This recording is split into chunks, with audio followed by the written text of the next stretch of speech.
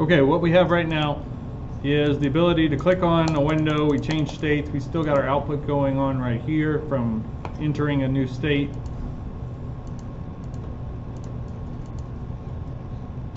That should be good. Now, what we'd like to do from here is go and put in buttons, and that way we only change states when we click on a button and we go to the state that that button indicates.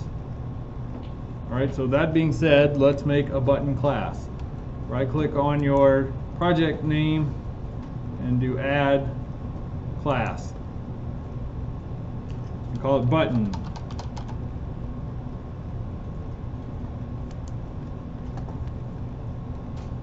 We're going to define our constructor and destructor right here, at least the default.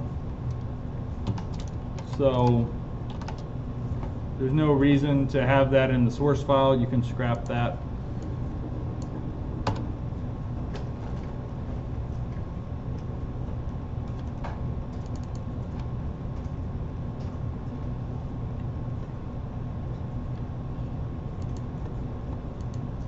And then we're going to add a new constructor that takes in 2 parameters. And there's lots of different ways to do this, so if you don't like the style I chose to go with, that's fine. If you like passing everything in, that's fine. You can set it up to do that. There's lots of room for style in what I'm about to do, so don't think this is the right way. This is just a way. Okay, new constructor. Button. We're going to pass in an X and a Y.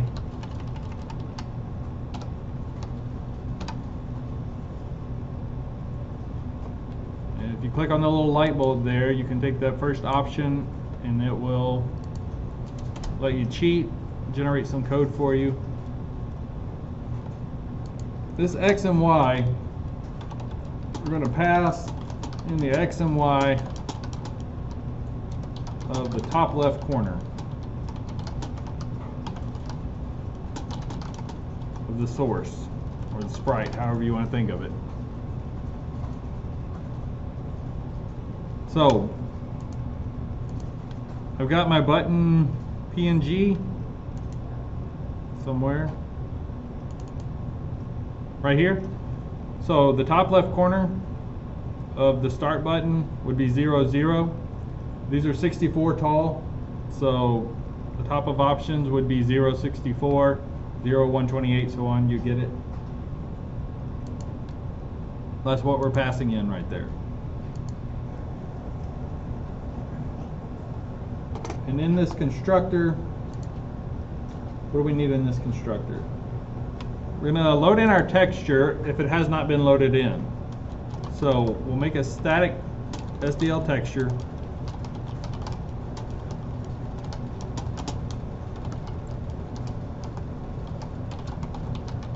And we'll load in our texture with the renderer and then button.png. PNG. Oh, over in button.h, we need to include globals.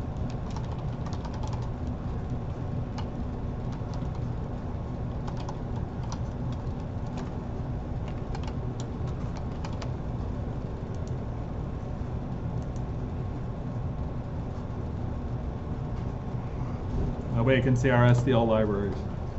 Okay, static will happen only once, so if we call this function multiple times, the next time it won't do anything, but we can assign that pointer from that static variable back to our class variable, which was what?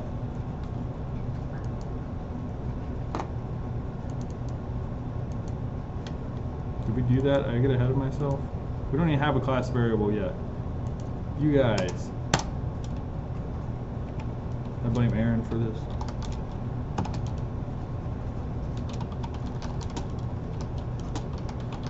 Right, buttons need a texture, so there's our texture. And we'll assign our static variable to that texture pointer.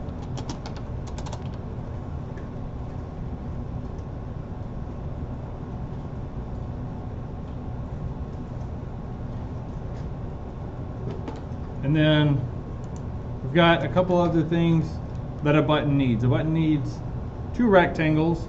One is going to be the source. The source rectangle is the rectangle that travels along the sprite sheet and picks whatever sprite we want. And then we have our destination rectangle, and that's the one that's drawing the image on the screen. So SDL underscore rect, source rect, and destination rect.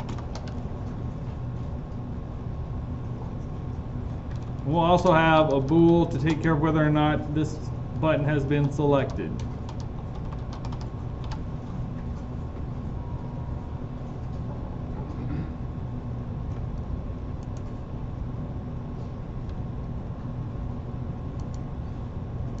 Now we want to set the X and Y. We can close this out now. We want to be able to set the X and Y of the destination of the button. So I made a function for that. Again, lots of ways of doing this. Just this is what I chose to do. So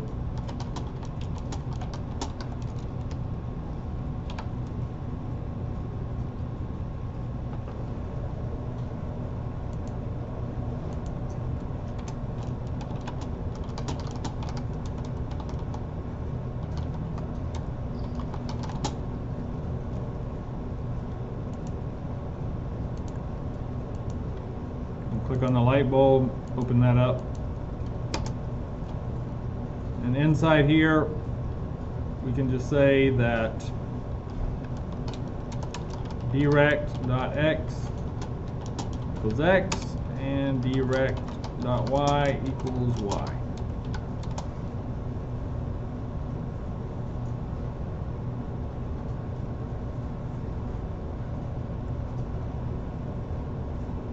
What is this that you said working? Source and destination. Right, if you can imagine a rectangle moving along a sprite sheet. Right, this is a sprite sheet. It's one texture, but it's got a lot of little sprites on it. We only need one of them.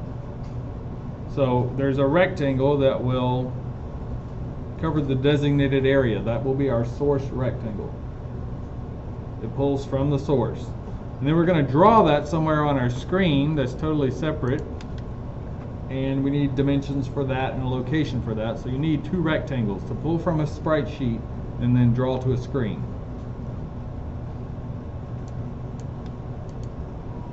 Does that make sense? All right.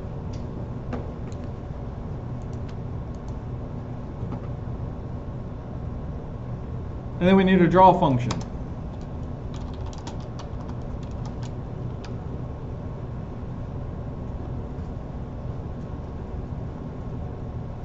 And for draw,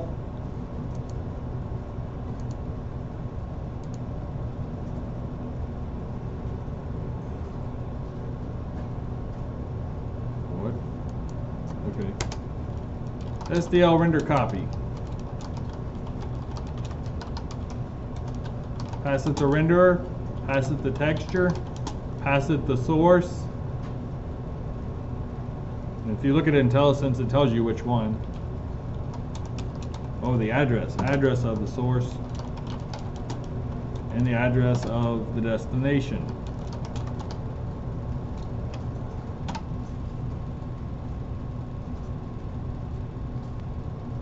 So now any button we create, we can call draw and it will draw it.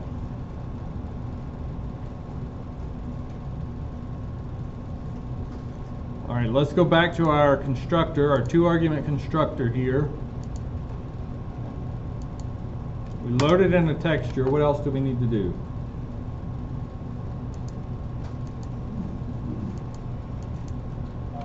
You need to tell it where it's at. We need to tell it where it's at. We're also going to set selected to false, just to be sure. It starts off unselected. And then I'm going to create what is called an initialization list.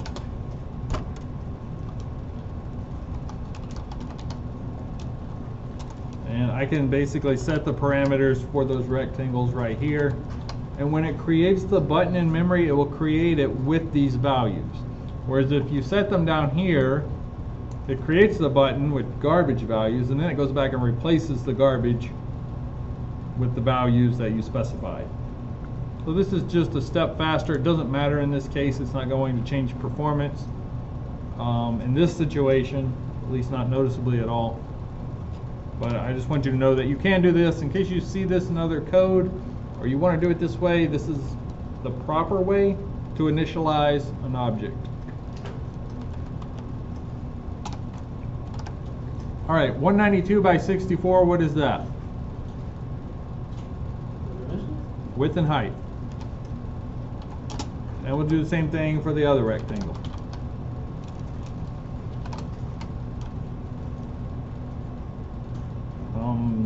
Where would your default X and Y be?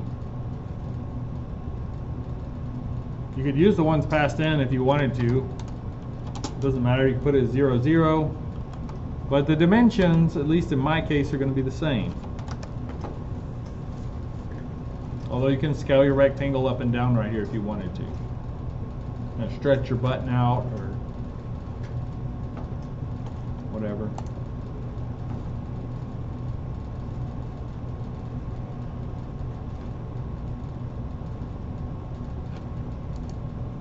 There's our constructor. And I think we have at least everything to place and draw some buttons. So let's go to a state that needs buttons like menu. State.h and let's give it some buttons. Now for options, we're only going to have one button. So we'll do that one first. First we need to include button up here. Pound include button. And then in options we can create a button pointer. I'll call it the menu button because it's going to take us back to the menu.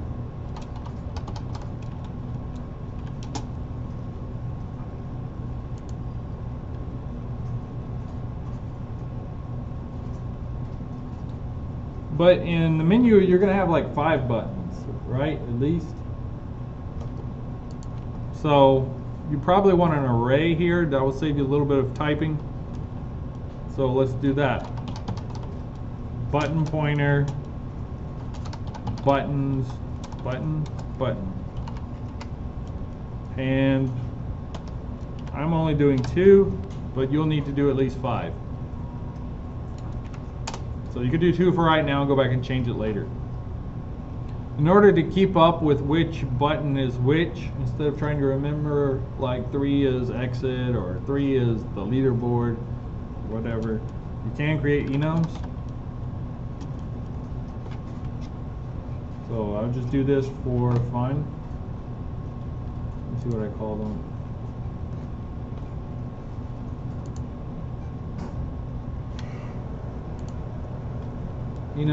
Button names.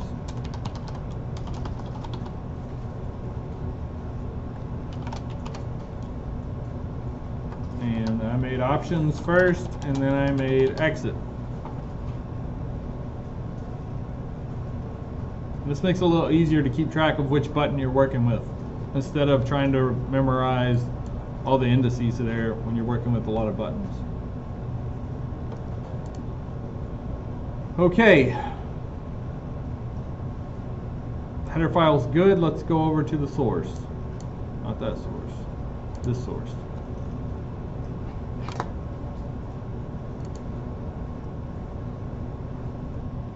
Let's do options first,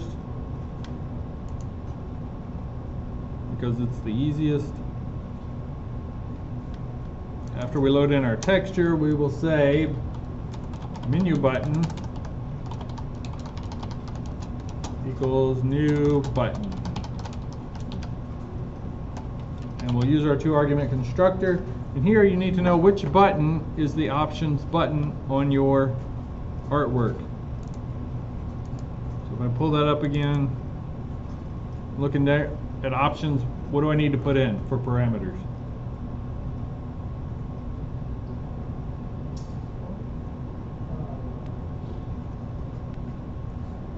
saying to go base increments of 64, right? So 0, 64? 0, 64. Right? I'm up against the left wall, that'll be 0. 0, 0. And I've come down 64. And so on and so forth.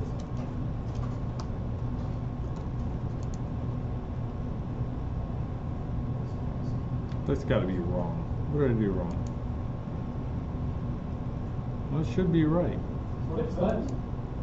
Oh wait, I don't want the options button in options. That would be dumb. Which one are they? I want main menu. I want main menu. Yeah. So 128? So 128.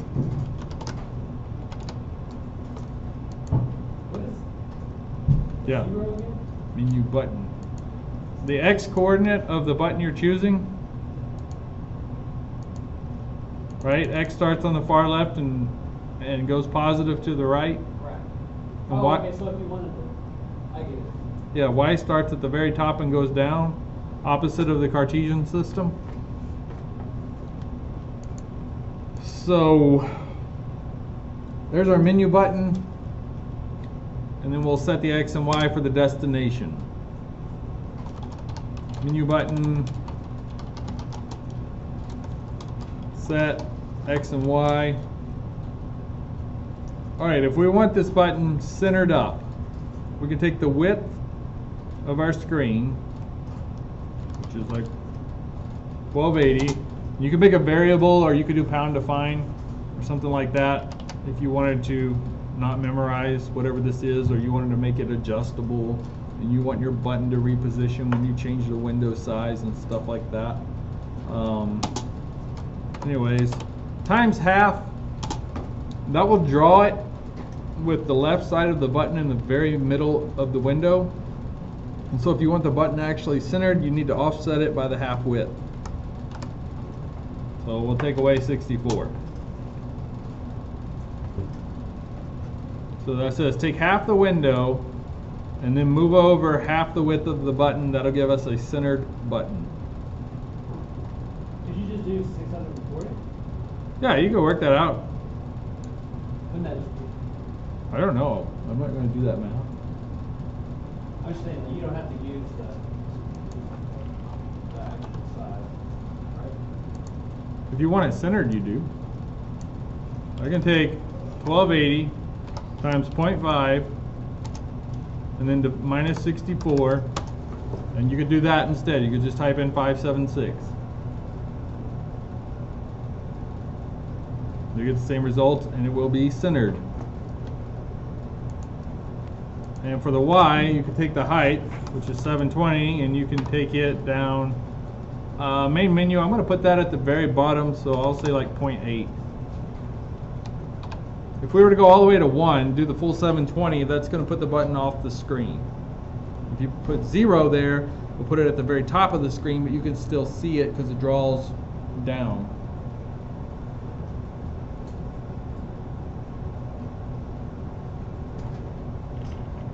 Alright, now what do we need to do?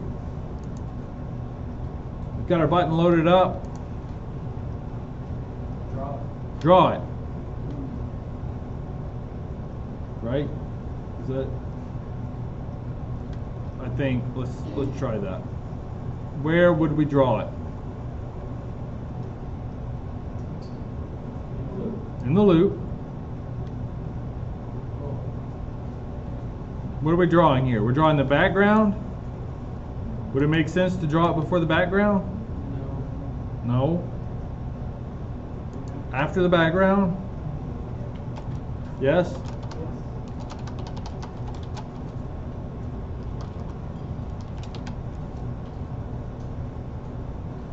Am I in the wrong class?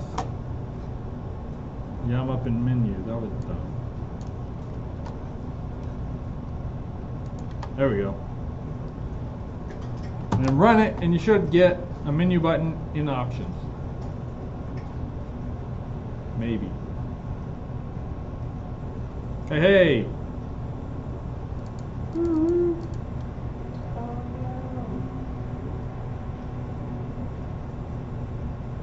Love that sound.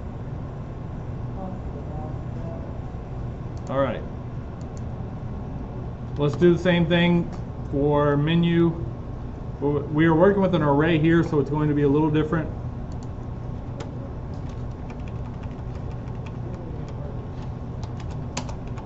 Up in menu, we've got an array that we're working with. Oh, it's giving me an error. It's saying like for the set x, y. For loop. No, not a for loop, an array. Button, we have exit and we have options. So let's do exit first. Exit equals new button. And I'll look it up. It's a 0. It's down at the very bottom.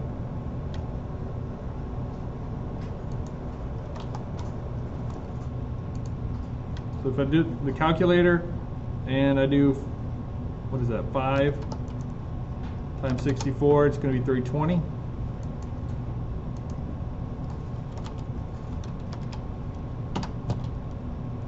That's the source of my button. And then I can do button options equals new button 0, comma, I think we already said that was 64. Yeah. Yours may be different, so if you didn't lay it out exactly like I did, it's fine. You just have to find the number that works for you. And then we need to, the exit button. See, this is what I'm talking about, using the enums instead of trying to remember which is which. That makes it a little bit easier to work with. We'll set the destination, so set X and Y.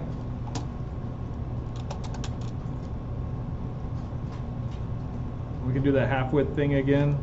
1280 times 0.5 minus 64. And then for the height, 720 times, I don't know, like halfway down the screen's probably good.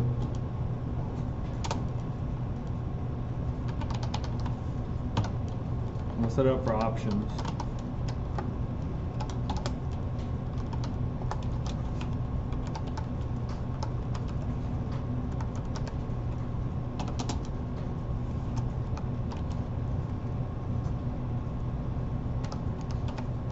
I'll do 0.4. That'll put it slightly above the exit button.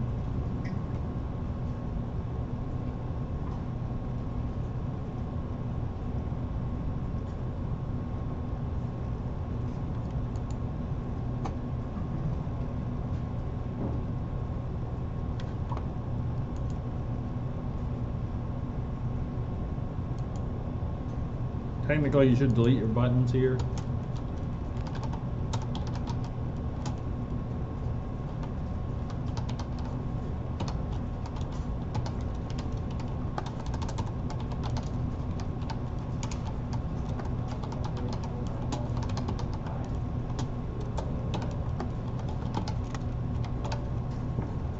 No, not exit. Options. There we go.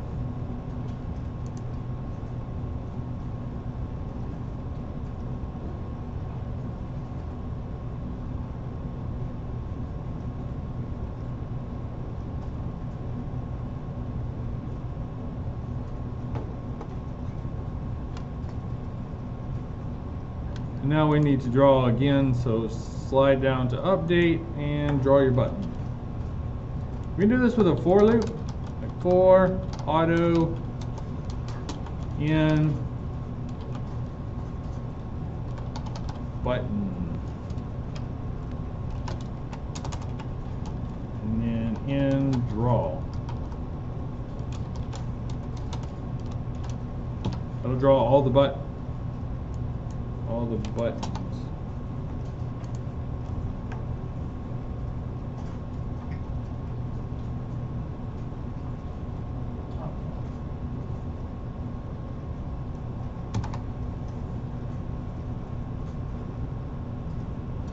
For that auto forward loop thing, Yeah. if say you have like an array to go through, and if one of them is like null, would it is it smart enough to like skip it or should I? It's not smart enough for anything. No, you'll get a null pointer. It's null. If you don't want to use auto, you can also use whatever they are in that array. These are button. If you just do button, it's going to be wrong. So you have to remember they're button pointers. But that's effectively the same thing. It's a for each loop. And you should have buttons on both screens now. Right? They don't do anything, but they're drawn there. Alright, now we want to make our buttons selectable, and we want to change states based on buttons, and we want a custom mouse because the system mouse is pretty lame. So let's make a mouse. Right click on your project and go down to add, and we will add a mouse. So click on class and type mouse.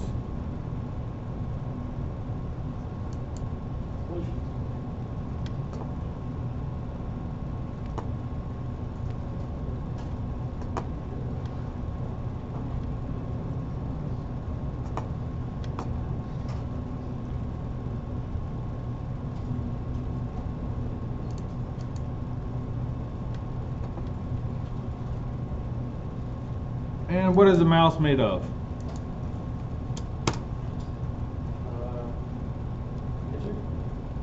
What? Texture?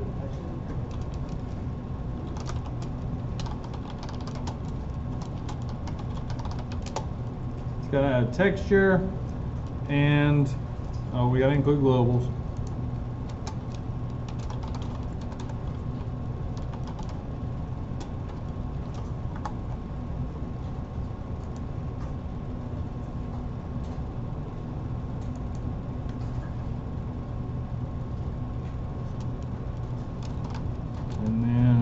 Two rectangles, okay? One to draw the mouse in, and the other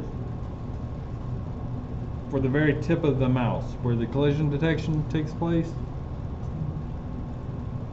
If you use the entire mouse, you can't put your buttons close together, because if your mouse is touching two buttons at the same time and you click and you're using the entire mouse for collision detection, you get problems. So SDL rect. You can call this rect, or you can call it cursor. I call it cursor just so I know which rectangle it's for, and then I call the other one the tip.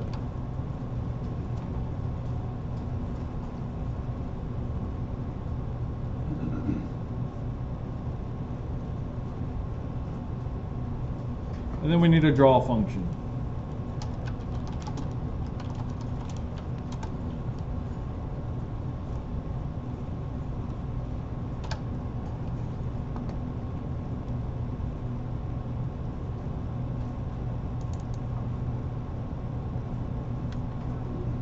Alright, let's head over to the source file. And then, what is wrong with this?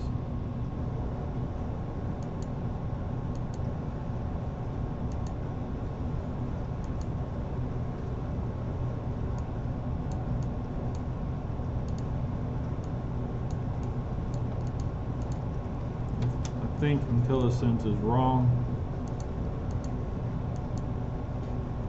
Yeah. Okay, texture equals image load.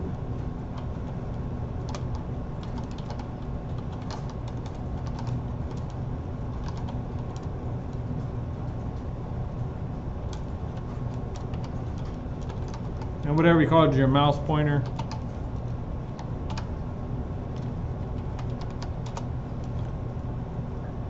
The cursor is going to be 0050 by 50, and the tip of it is a 1 by 1.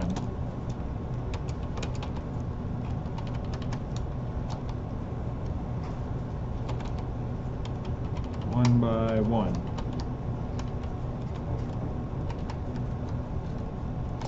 There we go.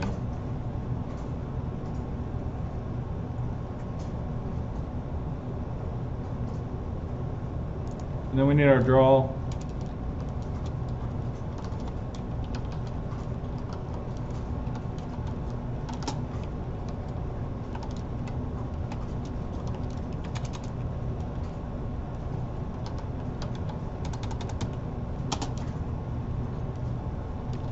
Render copy.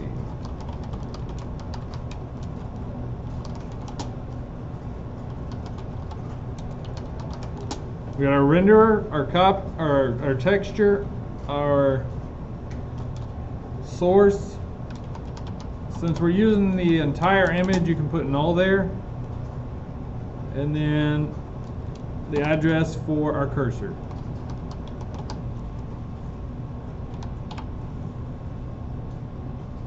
Our rectangle. If you're using the whole image, you don't have to specify a source rectangle. You can just put null, and that works just fine.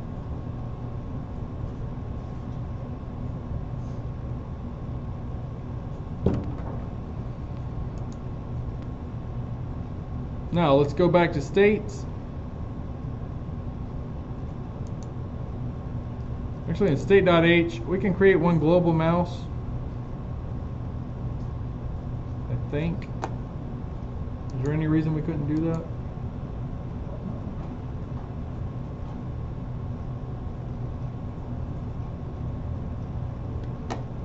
Yeah, let's do that.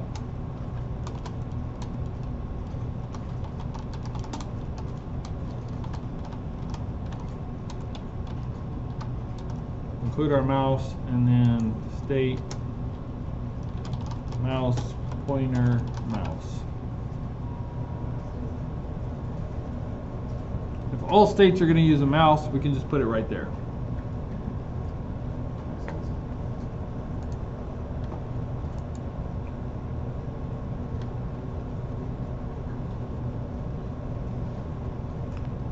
And then we'll instantiate it in the constructor.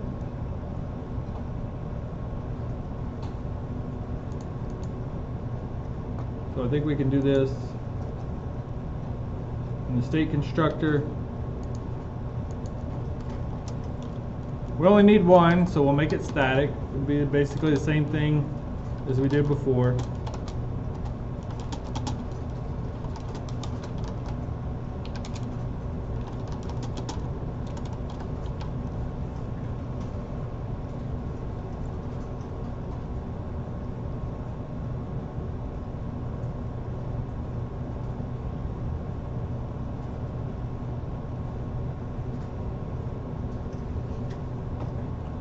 One mouse for all states. And now we need to draw it. Where would we draw the mouse?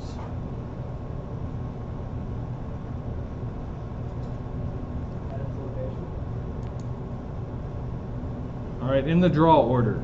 Look at the draw order. On the very bottom. The very bottom? So it's always on top. Yeah. You wouldn't want to draw it between the buttons in the background? What? In between it? Yeah. Then it would go under it. Then it would go under the buttons, and that would be dumb. Yeah, okay. I was like, Well, he's I'm just trying to making tell sure us you right guys here. are awake.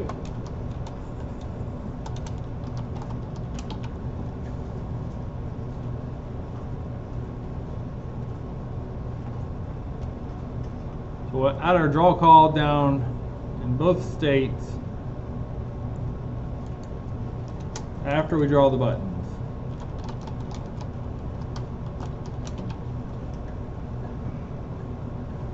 You know, at some point, as you're getting these states finished, you may want to take like all this stuff that's duplicated and write it in a separate state function and then only call that function. That would be a little cleaner.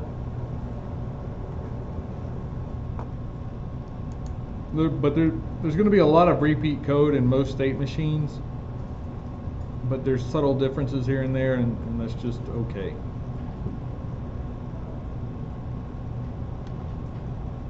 Alright, now we need something that is going to set our mouse to track the actual position of the mouse, right? We don't have that yet. So after we run the poll events, before we get into the drawing, let's update our mouse. There's an SDL function called SDL get mouse state. Get mouse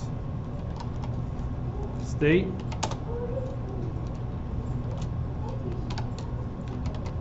And that's going to take in an X and a Y, and it's going to set that X and Y based on the current position of the mouse. So what do you think we pass in here?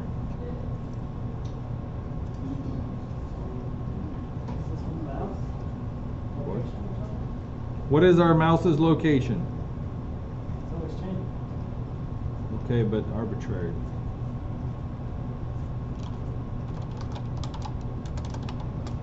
Our mouse has a rectangle called cursor, and that cursor has an X and a Y. So if we send that in and get that updated, our mouse will be drawn where the mouse should be drawn.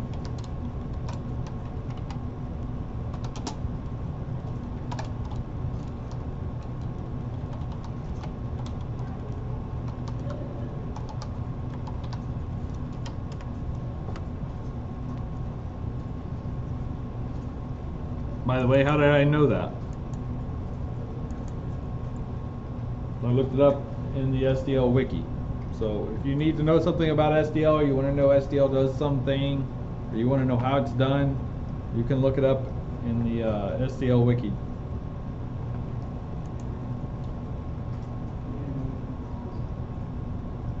Right.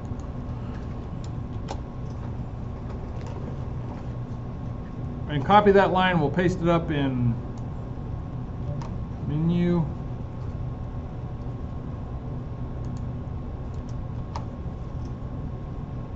And one last thing we want to do is hide the current mouse. We don't want this little arrow. So I'd go over to main. This is where I chose to do this. And do SDL underscore set mouse, or is it set cursor? Set cursor. I can't remember it. Oh, show cursor. Sorry. Show cursor, and we'll set that to false.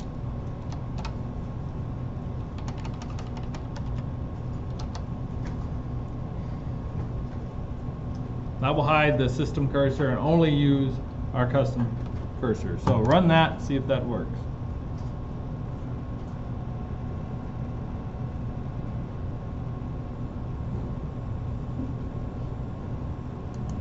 No, it didn't work.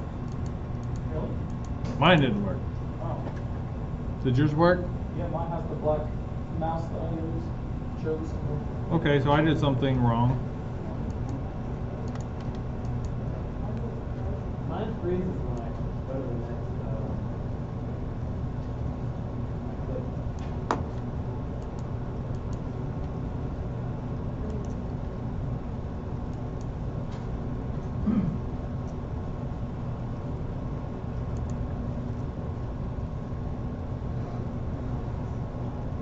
Oh, it's because I didn't move over the mouse.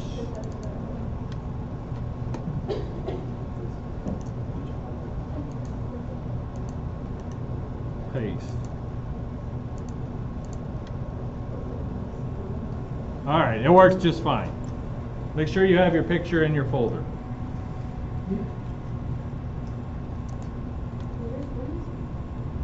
Freeze? No? Should it? Yeah, I have no freezing on mine.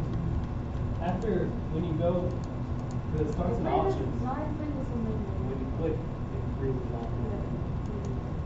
Really? Collision detection between the mouse and the buttons. Let's think about this. We can handle, anytime you have collision detection, you have to decide where you want to handle that. In our state file, we have both the buttons and the cursor available. So you could do it there. Pass both of them in to this function, run your collision detection, and deal with it accordingly. In this case, though, there's not a whole lot going on with the cursor. You could change it if you wanted to, but what is going to change is the button. Since I want access to all my button variables so I can change my button, because ultimately when my mouse goes over a button, I want that button to change to the selected state. So, alright, based on all that knowledge and thinking about this for a little while, I decided let's do it in the button class. So, to handle the collision, let's go to button.h. We've got globals in here, but we're going to need, I think we need the mouse. Right, so we can check it out, see where it is. Include mouse.h.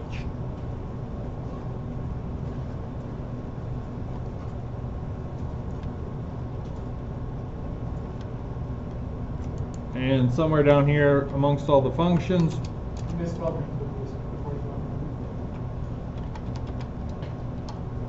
thank you, and will be void, I call it check selected. That way we can check and see if a mouse has been selected, and we'll pass in the mouse.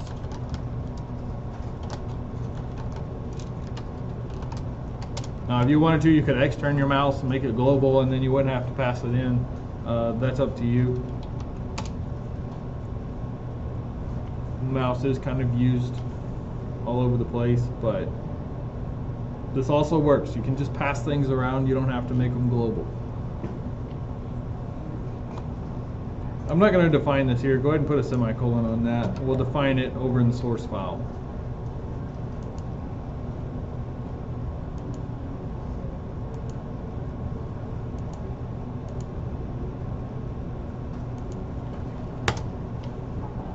So if you want to cheat, click the light bulb, take the first option, and it will do a little bit of typing for you, and we can code it right here.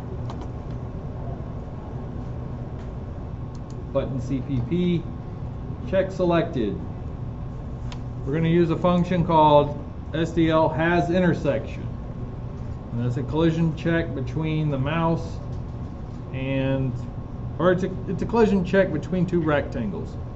Any two rectangles you want to see if they're overlapping, you can pass them into this function and it will return true or false. So if SDL underscore has intersection,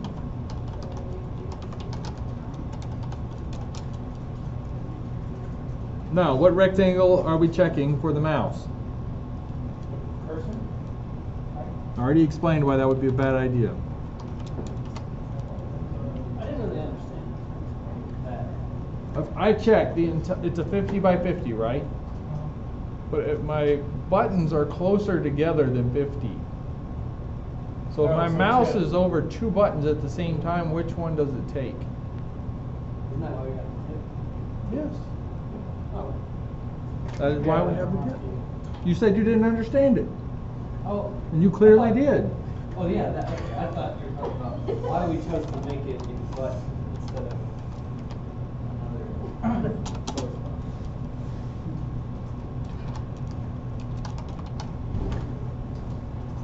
I put in the destination rectangle because that is where the mouse is drawn.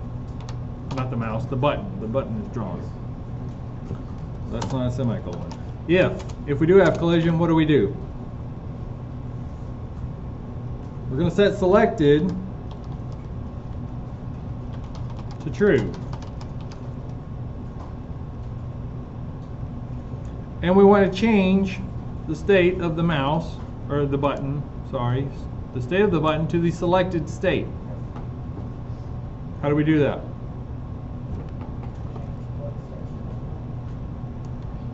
We're only using one texture.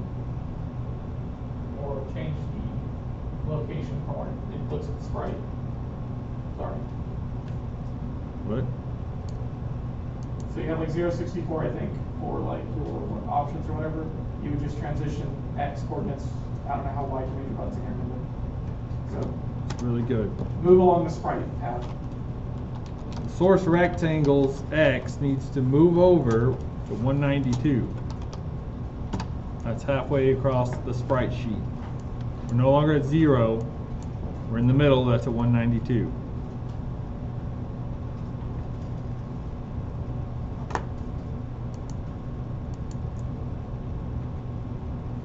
And then you could play a sound here if you wanted to. You know, you wanted a selection sound, play sound. That would happen here. I don't think we're going to have time to cover that, but I'm going to leave a comment. Now, we're going to check if it was selected, we do all that, but if it was not, in other words, if the mouse selected it and then moved off, we would need to change it back. So else selected equals false, and our rectangle needs to go back to 0.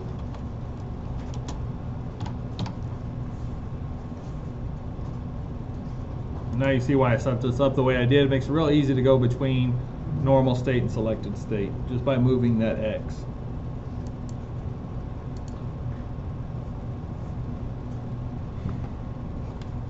Now let's say if I had like different textures for each button, like I had a selected texture and an unselected texture. Could I just change the texture?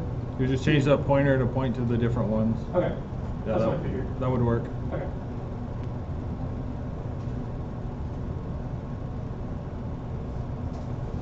That really gets sloppy after a while. Yeah. In small projects, it doesn't matter, but you get a really big project and all of your images are on different files, the load time gets crazy. Yes.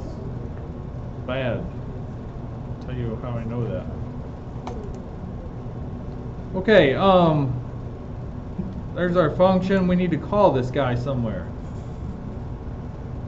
Let's go back to state.cpp. Where would we check this?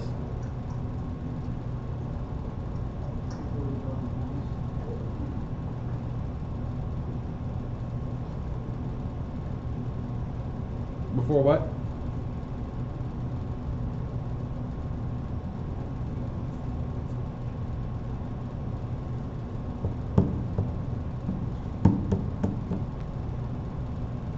We got to check for collision. Where does that need to happen? Let's think about it. In the loop. We're at in the loop. After it's drawn? Well, after it's drawn, how would you get the updated frame? I guess it would draw it the next time around, and you probably wouldn't notice it. But we've already got a for loop here set up for our buttons, so I think you could do it in there. Every button has to be checked, right? So if we did check selected here, send in the mouse, I should handle it.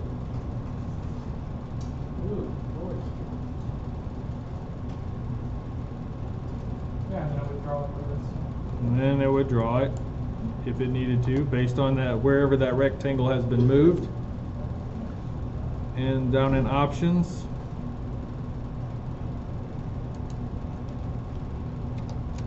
do it right here. New button, check selected. Send it the mouse.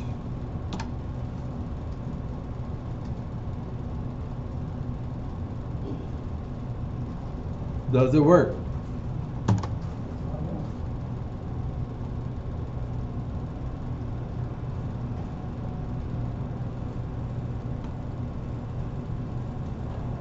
No.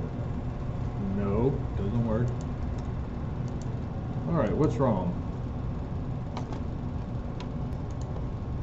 The tip is what we're checking, but we're never updating the tip. We only updated the cursor. So let's go fix that.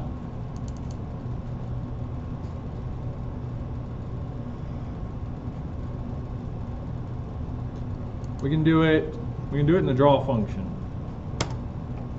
You could make an update function if you wanted to, or you could go set it when you set.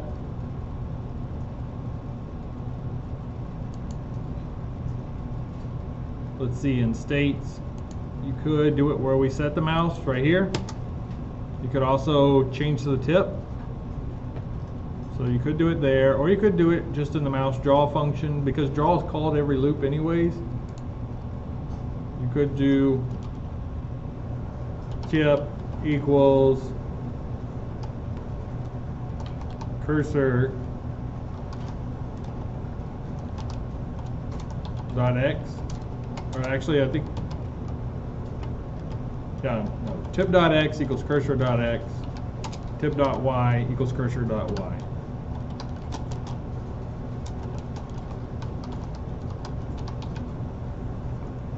Where is that X and Y coming from? The rectangle that we created, mouse.h, we gave it two rectangles. If you right click on SDL rect and Yeah, that's right. peek the definition, you can see it's got an X and a Y and a height and a width. So that's where it comes from. Now try it.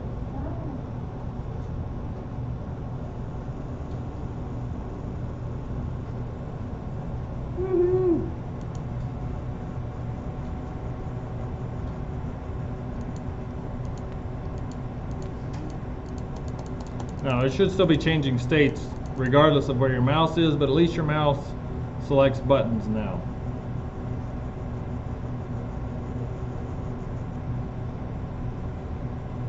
Was anybody successful? Anybody? Works for me. Good.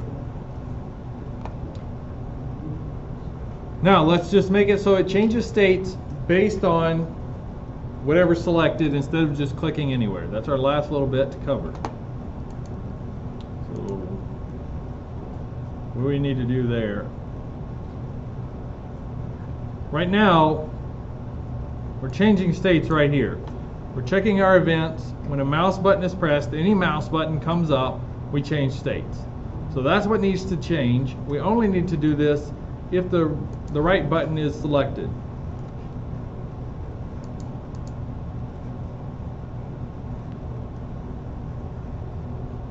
So let's look at this.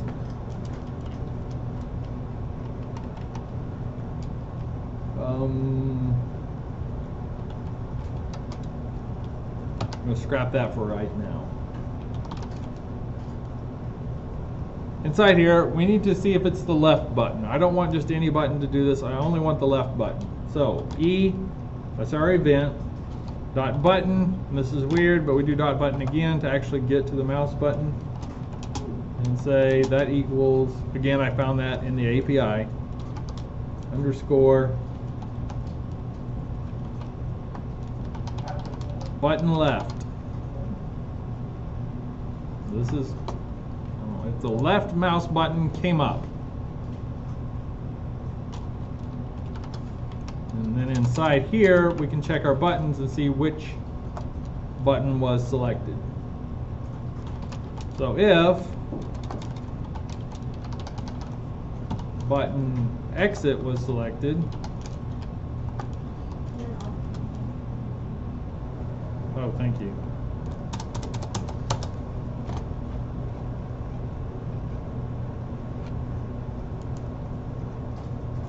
If menu button is selected,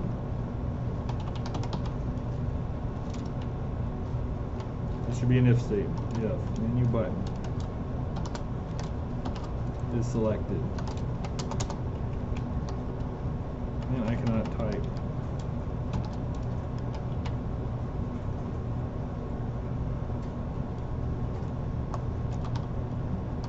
Then we'll do our thing. We'll change current equals menu and running equals false. Great. Could probably return. That should be fine. And then same thing, let's go back up where I thought I was a second ago. We'll scrap this.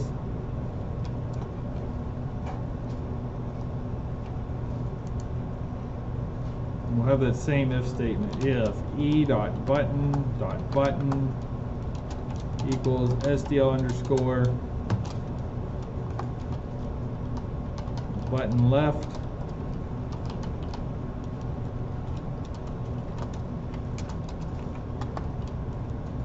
and then if button exit is selected,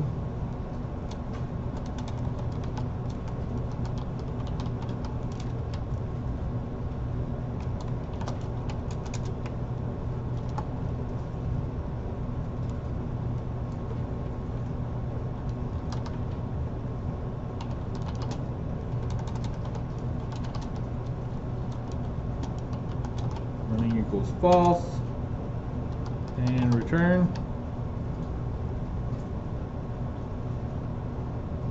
Is that right?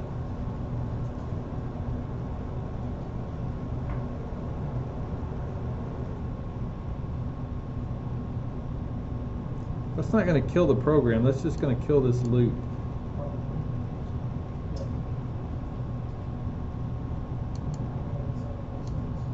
I don't know, we can do SDL quit. That'll kill it. That's how we did it when we checked to see if we tried to click the X button. Right. We used SDL to quit. Yeah, we just did that. Oh, so what we did. And then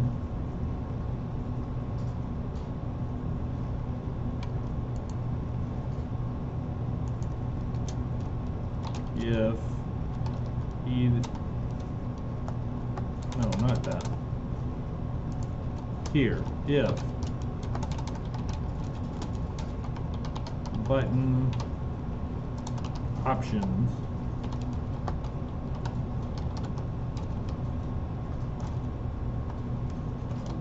is selected,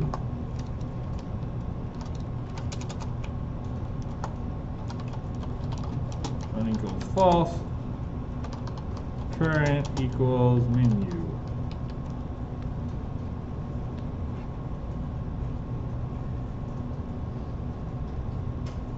No, we're already in menu. You guys, options, current equals option, and break. Whew.